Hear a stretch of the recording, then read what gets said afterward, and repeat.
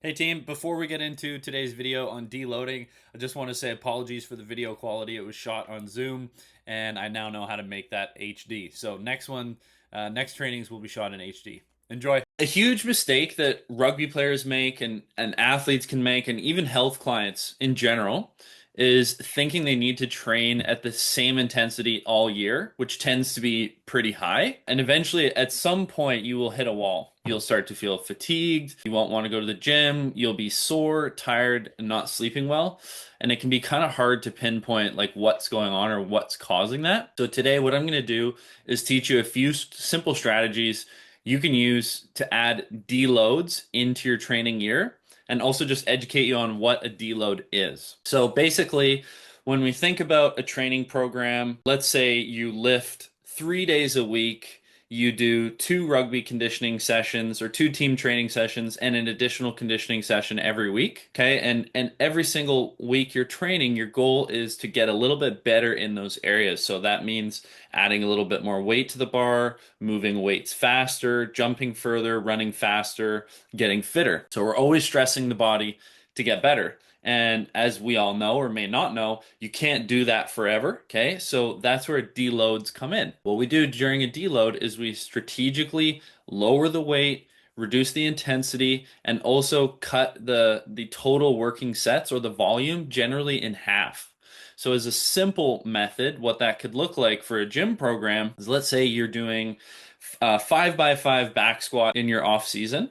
You may cut that down to two sets and train at a 50 to 60% intensity. So very lightweight, where we're more so focused on refining technique. You would do the same thing with your accessory exercises. So if you had three working sets for all of your accessory exercises, you would do two and drop that intensity down. It's the same thing with your conditioning.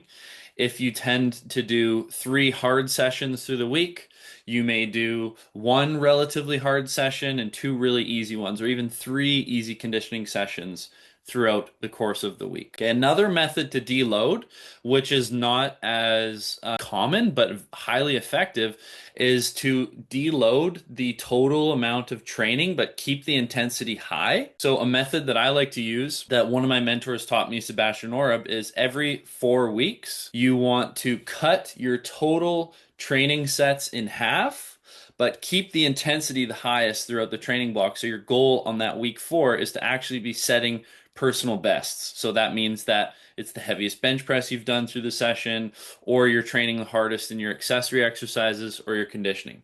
So two different ways to deload, but both effective. We would use that deload where we ease off everything if you're starting to notice signs of overtraining. So what does overtraining look like? You could be excessively sore or tired. You could be not sleeping very well, or even if you are sleeping for long periods of time, not recovering well and waking up feeling very tired. You may have a lack of motivation to train for multiple days in a row. And if you're the type of person like me, and I know like lots of you, where you're generally excited to go and attack your training session, if you've noticed that that drive has kind of gone away, that's another indicator that you may be overtrained. Niggly injuries popping up is another big one. Are your joints chronically sore?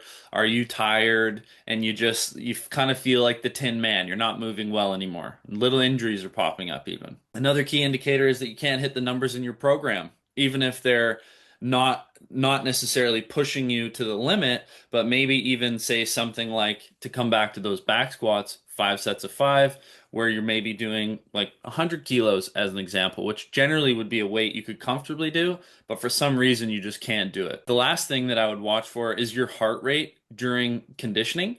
So if you're going and doing even something like an easy conditioning session, like a zone 2 run or biking intervals at a lower intensity, if your heart rate is spiking, that's another indicator that you're overtraining. So what we can do to essentially add deloads into the program is, there's many methods, but I'm going to give you a few simple ones that you can implement immediately. So the first one is that 4 week method that I highlighted earlier. I won't go into that one again because I think you got a pretty good breakdown. The second one is to think about the more longer term picture, where you're training, where we're thinking kind of about 12 to 16 week periods. So every 12 to 16 weeks, we want to take one of those week 4s closer to the end and make it a low intensity week.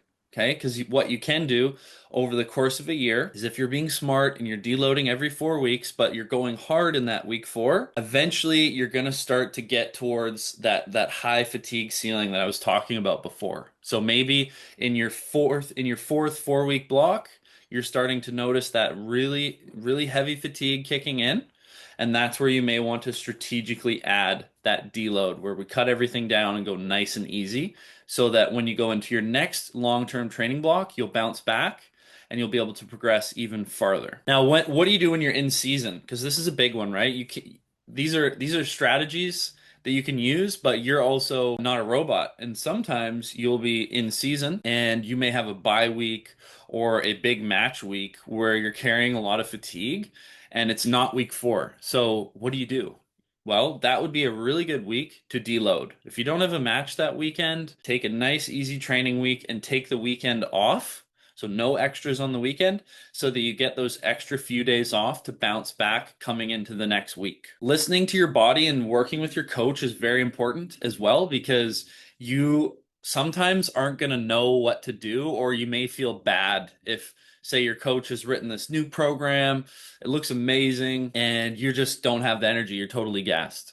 Well, that's when you would talk to them and tell them how you're feeling, and then the two of you can work together to find out, okay, what's happening and what do we need to do training wise so that you can bounce back. Another big mistake that athletes will make, especially rugby players who tend to work very hard, is not taking off-season breaks when they're available. So what I mean by that is you may have finished up a long season, gone through the playoffs, had a successful year, and then maybe even made a representative team. So your season has been extended. And then as soon as it's over, you're chomping at the bit to get back to work and get into training and basically get better. But what your body really needs in that case is often a step back for a week or two. You need a vacation from training. Every professional athlete does it. It depends on how long your off season is, but I would suggest that even something as simple as 1 week can make a huge difference.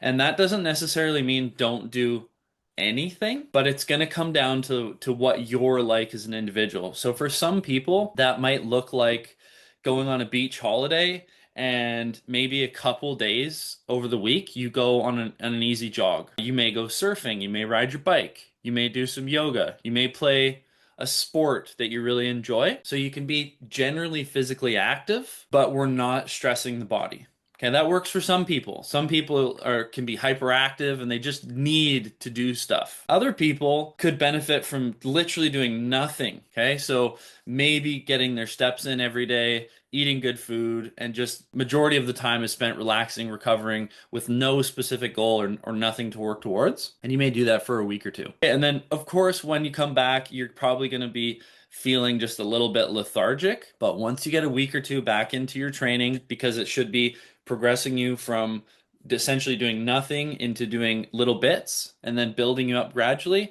you will get better. Your strength will come back, fitness will come back. You won't be losing any of the gains that you've made during your competitive season. If anything, you'll feel way better coming back, and you may just have a small dip in physical qualities like speed. So the last thing that I want to leave you guys with is to learn to listen to your body. You know yourself best. So if you're noticing some of these signs are popping up and maybe your coach is pushing you, you can in a professional way have a one-on-one conversation with them and let them know what's going on. Okay? Because stress also has a huge factor on how our body adapts to training stressors. So you may need a deload week because of things happening outside of sports.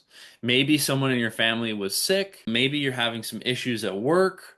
Maybe you're in school exams and you have a job and you're just trying to keep your head above the water. So that would be a week where it makes sense to deload your training so that you're not basically digging a hole for yourself. So it's about being flexible, listening to your body, and using these strategies strategically so that you can bounce back and get better. Because you always want to remember that training itself is a stress. So you actually get worse from the training. It's when we recover and have a chance to bounce back that we get those compensations where we get a little bit better. But if we're just constantly digging a hole, digging, digging, digging, you'll actually be going backwards. So deloads can help.